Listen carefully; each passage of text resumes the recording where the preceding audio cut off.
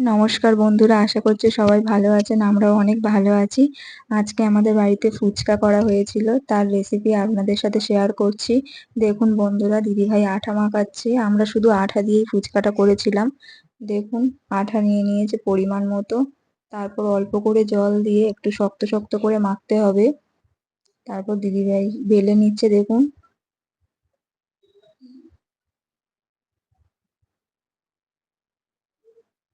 সুন্দর করে বেলে নিল। এবার আমরা একটা খাপের মাধ্যমে গোল করে নিচ্ছি। লেচিগুলো আপনারা চাইলে লেচি কেটে ছুরি দিয়ে কেটে ছোট ছোট করে করতে পারেন। দেখুন বন্ধুরা, এর ওপর তেল মাখিয়ে নেওয়া হচ্ছে আর একটু আটা মাখানো হচ্ছে। মাখিয়ে নিয়ে আরেকটু তেল দিয়ে দেওয়া হলো। মাখিয়ে নিয়ে একটা কাপড় চাপা দিয়ে রেখে দিতে হয়। দেখুন, তারপর দিদিভাই বেলে নিচ্ছে।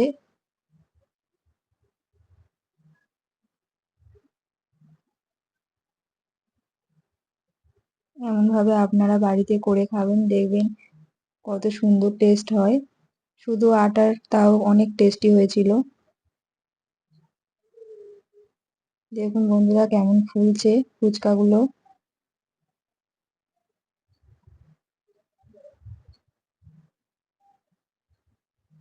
কেমন ফুলেছে আপনারাই দেখে নিন। দেখুন, লাল লাল করে ভেজে আমরা তুলে নিয়েছি।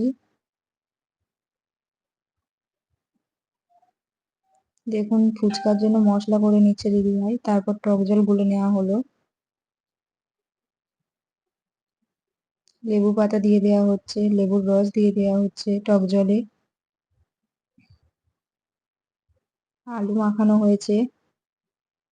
দেখুন, ছোলা, মটর, ধনেপাতা সমস্ত কিছু দেওয়া হচ্ছে। লবণ, কাঁচা লঙ্কা, মশলা সমস্ত কিছু দিয়ে আমরা আলু ভাজাটা খুব সুন্দর করে মাখিয়েছিলাম।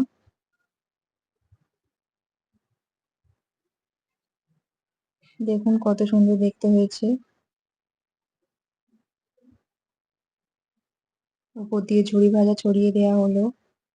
দেখুন কত সুন্দর লাগছে। আমরা সবাই বসে পড়েছি ফুচকা খেতে। মা দিচ্ছে, আমরা খাচ্ছি।